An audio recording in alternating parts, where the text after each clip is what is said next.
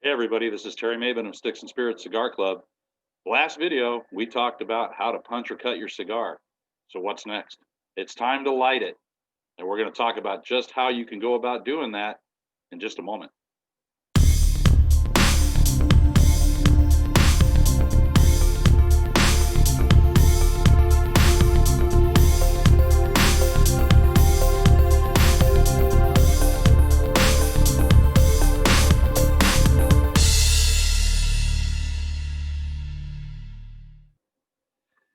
Okay, so in our last video, we talked about how to punch or cut your cigar, but now it's time to light it. So if you haven't watched the earlier video yet, take a break, go back, look at the earlier video, watch that, and once we're all on the same page, come back here and let's pick it up. Okay, now that we're all good, let's talk about lighting your cigar. Technically, you can light your cigar with anything hot enough to ignite the tobacco.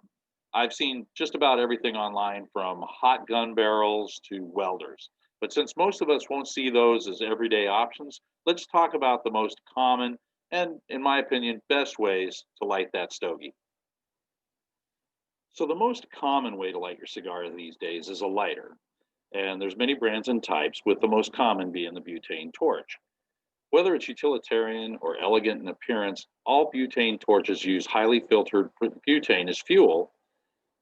They're adjustable and can have 1 to 3 individual flames. Cost varies, as a cheaper but effective torch can go for $13 or less, and a more expensive, finely designed lighter can range up into the hundreds of dollars.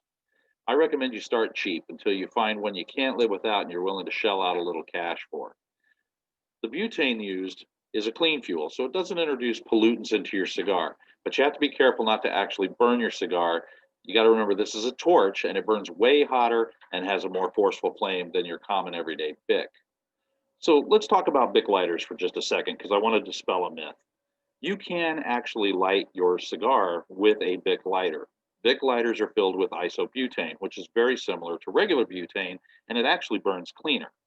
With torches, you want to use fuel that's been filtered multiple times so it burns just as clean. But either one will not introduce pollutants into your cigar. The main problem with a Bic is that it's such a soft flame and so small that by the time you actually toast and get your cigar lit properly, it's going to become so hot you're going to burn your fingers. So make sure you're using the right tool for the right job. Now, don't confuse those Bic lighters with Zippos. Okay, Zippos, they use a fuel called naphtha, which is a lighter fuel that absolutely should be avoided for lighting premium cigars. It's going to definitely affect the taste. So if you want to, what you can do is if you do buy a Zippo, you can buy a torch insert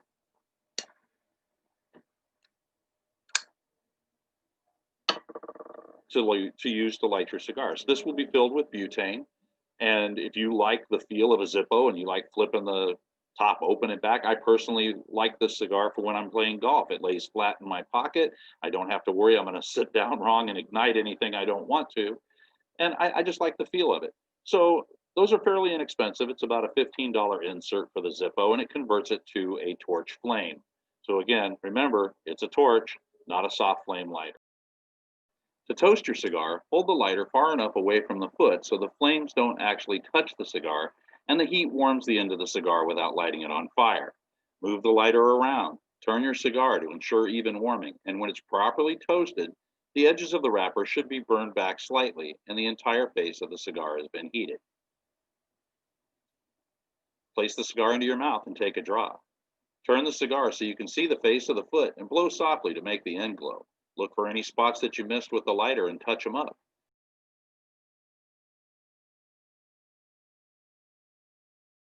Once it's uniformly glowing, enjoy. All right, just be careful not to get the lighter too close to the foot of the cigar or to focus the flame in one area for too long because you might invite canoeing, which is an uneven burn on the cigar up one side.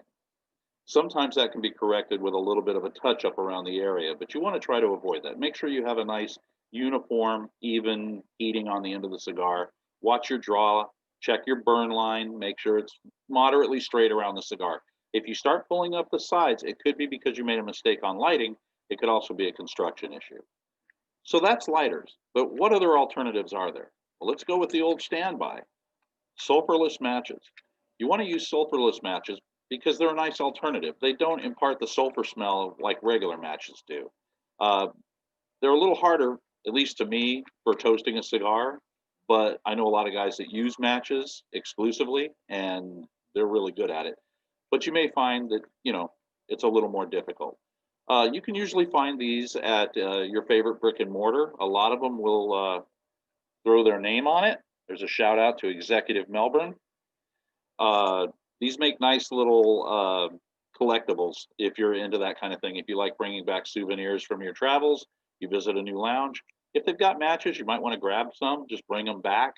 I have quite a few in my den. I like them. I like having them on hand. They do come in handy. So, nice little collectible if you like.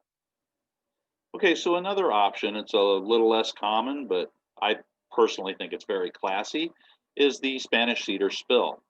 The Spanish cedar imparts a nice complement to the tobacco. This is what your humidors are lined with. It smells amazing. Hmm. One of the great benefits of using a spill is you can light it with whatever you have on hand. So again, that hot gun barrel, the welder, Zippo lighter, it doesn't matter because once this is lit, you're going to use this to light the end of your cigar. So here's a nice historical note for you. Before the advent of matches, spills were used to transfer flame from the fireplace or from the wood burning stove to actually light a pipe or to light your cigar. So this is a nice little throwback if you want to go back in time. It's also, to me, very classy. As I mentioned, I really like these. You can get these online. Some brick and mortars will carry them, but you can get these even on Amazon. They're relatively inexpensive. For a pack of 100, it's like $10. And it's a nice accompaniment if you have a smoking area in your home, and you want to keep these like inside a big tall mason jar thing. Keep them in there, keep them nice and airtight so they don't really dry out. Personally, I leave mine in my humidor. That seems to be a great place for me to have them, but it's a nice addition. So cedar spills, you can light them with something else. They start burning, then you use this to light your cigar. So regardless of which method or device you use to light your cigar, the important thing to remember here is to take your time. This is a process, one that deserves your full consideration and care. Taking your time gives you time to reflect on the many hands it took to actually make this cigar and get it into your hands. Now go enjoy. So there we go. We did it. We lit the cigar. And now we're enjoying it. If you're interested in Sticks and Spirits Cigar Club, you can find us on the web at sticksandspirits.net, or you can find us here on our YouTube channel and subscribe, or you can find us on Facebook at Sticks and Spirits Club. Regardless of how you find us, we're glad to have you. Stay smoky. Take care.